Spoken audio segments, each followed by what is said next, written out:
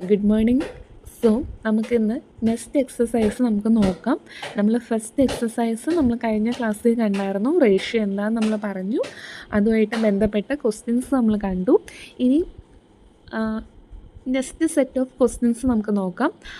എന്തായാലും അത് മനസ്സിലാക്കി ഇത് സുഖമായിട്ട് നമുക്ക് മനസ്സിലാക്കാവുന്നേ ഉള്ളൂ. ആ സെയിം മോഡൽ തന്നെയാണ്.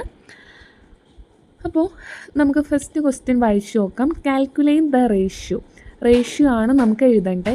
Using the smallest possible numbers, ഏറ്റവും ചെറിയ ഇതിൽ വേണം എഴുതാനായിട്ട്. In each of the following problems. First one, Amina has 105 rupees with her and Mercy has 175 rupees. What is the ratio of the smaller amount to the larger? അപ്പോൾ ആമിനയ്ക്ക് 105 രൂപയും മേഴ്സിക്ക് 175 രൂപയുണ്ട്. Ratio എഴുതാനാണ് പറഞ്ഞേക്കുന്നത്. ഓക്കെ, പിന്നെ ആരെയാണ് ആദ്യം എഴുതേണ്ടത്, ആരെയാണ് രണ്ടാമത്തെ എഴുതേണ്ടത്, നമ്മളിവിടെ ഒന്ന് വായിച്ചു നോക്കാം. Smaller amount to the larger, അതായത് സ്മോളർ എമൗണ്ട് ആദ്യം എഴുതണം. സ്മോളർ എമൗണ്ട് ഇവിടെ എത്രയാണ്? 105 ഈസ് ടു ലാർജർ എമൗണ്ട് ഏതാണ്? 175. ഇതായിരിക്കും ആൻസർ. പക്ഷെ നമ്മളോട് എന്താണ് ഏറ്റവും ചെറുതാക്കി എഴുതാനാണ് പറഞ്ഞേക്കുന്നത്. അതായത് 105 ഡിവൈഡ് ബൈ 175. അപ്പോൾ ഇതിനെ നമുക്ക് 2 വെച്ച് ഡിവൈഡ് ചെയ്യാൻ പറ്റുമോ? ഇല്ല. 3 വെച്ച് പറ്റുമോ? ഇല്ല. പിന്നെ പറ്റുന്നത് 5 വെച്ച്. അപ്പോൾ 105നെ 5 വെച്ച് ഡിവൈഡ് ചെയ്യുക. 105നെ 5 വെച്ച് ഡിവൈഡ് ചെയ്യുമ്പോൾ 5 × 2 ആണ് 10. 0 5 ഇറക്കി എഴുതാം. 1 5 0. ഓക്കെ, 21 × 5 ആണ് എന്ത്? 105. ഇനി 175നെ 5 വെച്ച് ഡിവൈഡ് ചെയ്യാം. അപ്പോൾ നമ്മൾ 17 എടുക്കുക. 17 5ൻ്റെ ടേബിളിൽ ഇല്ല. അപ്പോൾ 17നേക്കാൾ താഴെയുള്ളത് ഏതാ? 15 ഉണ്ട്. അത് 5 × 3 ആണ്. സോ 15. റിമൈൻഡർ എത്ര വരും? 2. 7 - 5 2. 1 - 1 0. ഈ 5 ഇറക്കി എഴുതാം. ഇനി 5ൻ്റെ ടേബിളിൽ 25 ഉണ്ടോ? ഉണ്ട്. 25. സോ 0. അപ്പോൾ 21/35. വീണ്ടും നമുക്ക് സിംപ്ലിഫൈ ചെയ്യാനുള്ള ഓപ്ഷൻ ഉണ്ടോ? ഉണ്ട്. കാരണം 2 വെച്ച് പറ്റത്തില്ല, 3 വെച്ച് പറ്റില്ല, 4 വെച്ച് പറ്റില്ല, 5 വെച്ച് പറ്റില്ല, 6 വെച്ച് പറ്റില്ല. പക്ഷേ 7ൻ്റെ ടേബിൾ 21ഉം 35ഉം ഉണ്ടല്ലോ. അപ്പോൾ ഡിവൈഡ് ബൈ 7 ചെയ്യുമ്പോൾ 21നെ 7 വെച്ച് ഡിവൈഡ് ചെയ്യുമ്പോൾ 3, 35നെ 7 വെച്ച് ഡിവൈഡ് ചെയ്യുമ്പോൾ 5. അപ്പോൾ 3:5 ആണ് ആൻസർ വരിക. ഓക്കെ, ഇനി നെക്സ്റ്റ് ക്വസ്റ്റ്യൻ നോക്കാം. ഇവിടെ 96 women and 144 men attended a meeting. Find the ratio of the number of women to the number of men. 96 women ഉണ്ട്, 144 men ഉണ്ട്. ഒരു മീറ്റിങ്ങിൽ അറ്റൻഡ് ചെയ്യാണ് ഇവർ. നമ്മളോട് റേഷ്യോ ആണ് ഫൈൻഡ് ചെയ്യേണ്ടത്. നമുക്ക് പ്രശ്നമില്ല, റേഷ്യോ ഫൈൻഡ് ചെയ്യാൻ നമുക്കറിയാം. ആരെ ആദ്യം എഴുതണം, ആരെ രണ്ടാമത്തെ എഴുതണം എന്നുള്ളൊരു പ്രശ്നമുണ്ട്.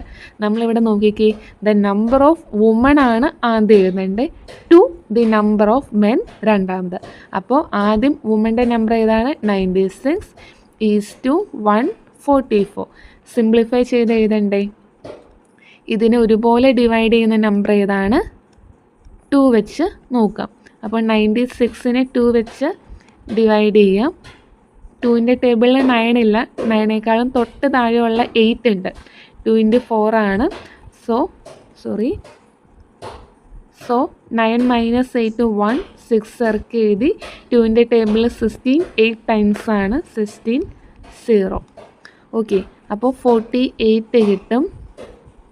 48. ഇനി 144നെ 2 വെച്ച് ഡിവൈഡ് ചെയ്യാം.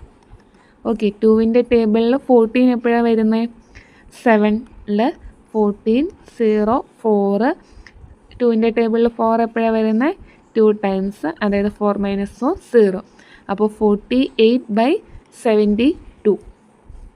വീണ്ടും ചെറുതാക്കാൻ പറ്റുമല്ലോ. നമ്മൾ 2 വെച്ച് വീണ്ടും ഡിവൈഡ് ചെയ്യുക. ഇവിടെയും 2 വെച്ച് ഡിവൈഡ് ചെയ്യുക. 48നെ 2 വെച്ച് ഡിവൈഡ് ചെയ്യുമ്പോൾ 48നെ 2 വെച്ച് ഡിവൈഡ് ചെയ്യുമ്പോൾ ഇവിടെ 2 4 0 8 2 ഇൻറ്റു 4 ആണ് 8, സോ 0. അപ്പോൾ 24 കിട്ടും. ഡിവൈഡ് ബൈ 72നെ 2 വെച്ച് ഡിവൈഡ് ചെയ്യുമ്പോൾ 7 ഇല്ല, 6 ഉണ്ട്. 2 ഇൻറ്റു 3 6, 1 12. 2ൻ്റെ ടേബിളിൽ 12 6 ടൈംസ് 36. വീണ്ടും നമുക്ക് എന്ത് വെച്ച് സിംപ്ലിഫൈ ചെയ്യാം? 2 വെച്ച് പറ്റും. 2 വെച്ച് ഇവിടെയും ഡിവൈഡ് ചെയ്യുക, ഇവിടെയും ഡിവൈഡ് ചെയ്യുക. 24നെ 2 വെച്ച് ഡിവൈഡ് ചെയ്യുമ്പോൾ എത്ര കിട്ടാം? 24നെ ഇതുപോലെ 2 വെച്ച് ഡിവൈഡ് ചെയ്യുക. 1 2 0 4. 2ൻ്റെ ടേബിളിൽ 4 2 ടൈംസ് 0, അതായത് 12 കിട്ടും. 12/36നെ 2 വെച്ച് ഡിവൈഡ് ചെയ്യുമ്പോഴോ 36 ഡിവൈഡ് ബൈ 2. 2ൻ്റെ ടേബിളിൽ 3 ഇല്ല, പക്ഷേ 2 ഉണ്ട്. എപ്പോൾ? 2 ഇൻറ്റു 1 2 1 6. 2ൻ്റെ ടേബിളിൽ 16 8 പ്രാവശ്യം 16 0, അപ്പോൾ 18. ഇനി നമുക്ക് ആരെ വെച്ച് ഡിവൈഡ് ചെയ്യാം? 2നെ വെച്ചുകൊണ്ട് വീണ്ടും ഡിവൈഡ് ചെയ്യാം. അപ്പോൾ നമുക്ക് എന്ത് കിട്ടും? 12/2 എന്ന് പറയുന്നത് 6. 18നെ 2 വെച്ച് ഡിവൈഡ് ചെയ്യുമ്പോൾ 9. ഇതിനെ വീണ്ടും ആര് വെച്ച് ഡിവൈഡ് ചെയ്യാം? 3 വെച്ച് പോസിബിളാണ്, അതായത് 2/3. ഇതാണ്. ഇനി ഇതിനെ വീണ്ടും ഡിവൈഡ് ചെയ്യാൻ പറ്റുമോ? ഇല്ല. സോ 2:3 ആണ് റൈറ്റ് ആൻസർ. ഓക്കെ. ഇനി നെക്സ്റ്റ് ക്വസ്റ്റ്യൻ ഇതുപോലെ തന്നെ. Of 2 pencils, the shorter is 4.5 centimeters long and the longer 7.5 centimeters. What is the ratio of the length of the longer to the shorter? അപ്പോൾ ratio ആണ് എഴുതേണ്ടതെന്ന് മനസ്സിലായി. ആരെ ആദ്യം എഴുതണം? ലോങ്ങറിനെ ആദ്യം എഴുതണം, രണ്ടാമത് ഷോർട്ടറിന് എഴുതണം. ലോങ്ങർ ഇവിടെ എന്താണ്? 7.5 ഈസ് 4.5. ഇനി എന്ത് ചെയ്യാനാണ് പോകുന്നത്? നമ്മുടെ പോയിൻ്റ് മാറ്റിക്കളയാന്നുള്ളതാണ് ലക്ഷ്യം. അപ്പോൾ 75നെ ഒന്നിച്ച് എഴുതിയിട്ട് പോയിൻ്റ് കഴിഞ്ഞ് എത്ര ഡിജിറ്റ് ഉണ്ട്? 1 ഡിജിറ്റ്. അപ്പോൾ 1 0 ഇട്ട് കൊടുക്കുക. ഇവിടെയും പോയിൻ്റ് മാറ്റാനായിട്ട് ഡിജിറ്റ്സിനെ ഒന്നിച്ച് എഴുതുക. 45 എന്ന് എഴുതുക. പോയിൻ്റ് കഴിഞ്ഞ് എത്ര ഡിജിറ്റ് ഉണ്ട്? ഒരാൾ. അപ്പോൾ 0 ഇടുക. അപ്പോൾ നമുക്ക് ഇതും ക്യാൻസലായി പോകും.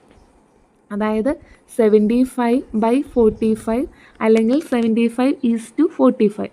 ഇനി ഇതിനെ നമുക്ക് 2 വെച്ചുകൊണ്ട് ഡിവൈഡ് ചെയ്യാൻ പറ്റുമോ? ഇല്ല. 3 വെച്ചുകൊണ്ട് പറ്റുമോ? ഇല്ല. 4 വെച്ചുകൊണ്ടോ? ഇല്ല. 5 വെച്ചുകൊണ്ട് നമുക്ക് ഡിവൈഡ് ചെയ്യാം. അപ്പോൾ 75നെ 5 വെച്ചുകൊണ്ട് ഡിവൈഡ് ചെയ്യുകയാണെങ്കിൽ 5ൻ്റെ ടേബിളിൽ 7 ഉണ്ടോ? ഇല്ല. 7നേക്കാളും താഴെയുള്ള നമ്പർ 5 ഉണ്ട്. 5 ഇൻറ്റു 1 ആണ്. സോ കുറയ്ക്കുമ്പോൾ 2. 25 5ൻ്റെ ടേബിളിൽ 5 ആണ്.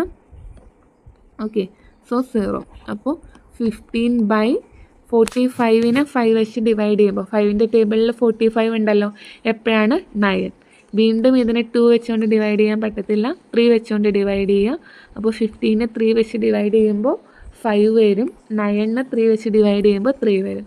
സോ ആൻസർ ഈസ് 5:3 ആണ് ആൻസർ വരിക. ഇനി next question. When a rope was used to measure the sides of a rectangle, the width was 1/4 of the rope and the height was 1/3 of the rope. What is the ratio of the height to the width? Ratio ആണ് കണ്ടുപിടിക്കേണ്ടത്. When a rope was used to measure the sides of a rectangle, measure ചെയ്യാൻ വേണ്ടി റോപ്പാണ് നമ്മൾ use ചെയ്യുന്നത്. The width എന്ന് പറയുന്നത് റോപ്പിൻ്റെ 1/4 ഭാഗവും height എന്ന് പറയുന്ന റോപ്പിൻ്റെ 1/3 ഭാഗവുമാണ്. നമ്മളോട് റേഷ്യോ എഴുതാനാണ് പറഞ്ഞേക്കുന്നത്, ഹൈറ്റ് ടു വിഡ്ത്ത്. അപ്പോൾ ഹൈറ്റ് ആദ്യം എഴുതുക, വിഡ്ത്ത് രണ്ടാമത് എഴുതുക. ഹൈറ്റ് എന്ന് പറയുന്നത് എന്താണ്? 1/3 ഈസ് ടു വിഡ്ത്ത് എന്ന് പറയുന്ന 1/4. നമ്മുടെ അടുത്ത ലക്ഷ്യം എന്താണ്? ഡിനോമിനേറ്റർ സെയിം ആക്കുക. അപ്പോൾ ഡിനോമിനേറ്റർ സെയിം ആക്കാൻ ഇവിടെ എന്ത് വെച്ച് മൾട്ടിപ്ലൈ ചെയ്യുക? ഈ 4 വെച്ച് മൾട്ടിപ്ലൈ ചെയ്യാം. ഇവിടെയും 4 വെച്ച് മൾട്ടിപ്ലൈ ചെയ്യുക. ഇതിനെ എന്ത് വെച്ച് മൾട്ടിപ്ലൈ ചെയ്യുക? ഈ 3 വെച്ച് മൾട്ടിപ്ലൈ ചെയ്യുക. അപ്പോൾ ഡിനോമിനേറ്റർ സെയിം ആയല്ലോ. 4/12 ഈസ് ടു 3/12. 12ഉം 12ഉം ക്യാൻസലാക്കി കളയാം. 4:3 അല്ലെങ്കിൽ 4/3 ആണ് ആൻസർ വരിക. ഓക്കെ. ഇനി ലാസ്റ്റ് ക്വസ്റ്റ്യൻ ആണ്, അഞ്ചാമത്തെ question. 3 1/2 glasses of water would fill a large bottle and 2 1/2 glasses of water could fill a smaller bottle. What is the ratio of the capacities of the larger bottle to the smaller bottle? Ratio കാണാനാണ് പറഞ്ഞേക്കുന്നത്. അതായത് ഒരു large bottle fill ചെയ്യാനായിട്ട് 3.5 glass വെള്ളം മതി. ഒരു small ബോട്ടിൽ ഫിൽ ചെയ്യാനായിട്ട് 2.5 glass വെള്ളം മതി. അങ്ങനെയാണെങ്കിൽ റേഷ്യോ എഴുതാനാണ് പറഞ്ഞേക്കുന്നത്. എന്തിൻ്റെ? ലാർജ് ബോട്ടിലിൽ കൊള്ളുന്ന വെള്ളം ടു ദ സ്മോളർ ബോട്ടിലിൽ കൊള്ളുന്ന വെള്ളം. അതായത് എന്താണ്? ലാർജ് ബോട്ടിൽ എന്തോരം കൊള്ളും? 3.5 ഗ്ലാസ് ഈസ് ടു സ്മോളർ ബോട്ടിൽ എന്തോരം കൊള്ളും? 2.5. നമ്മൾ പഠിച്ചേക്കുന്നുണ്ട്, മിക്സ് ആൻഡ് ഫ്രാക്ഷൻ കണ്ട ഉടനെ അത് എന്തിലേക്ക് ആക്കുക? ഫ്രാക്ഷനിലേക്ക് ആക്കാൻ 3 × 2 6, 6 + 1 7/2. ഓക്കെ, ഈസ് ടു 3 1/2 നമ്മൾ എങ്ങനെ എഴുതണം? 2 × 2 + 1, അതായത് 5/2. ഡിനോമിനേറ്ററിൻ്റെ ഇതും ക്യാൻസലാക്കാം. സോ 7:5 ആണ് ആൻസറായിട്ട് വരിക. ഓക്കെ, അപ്പോൾ നമ്മൾ ആ സെയിം പഠിച്ച കാര്യങ്ങൾ തന്നെയാണ്.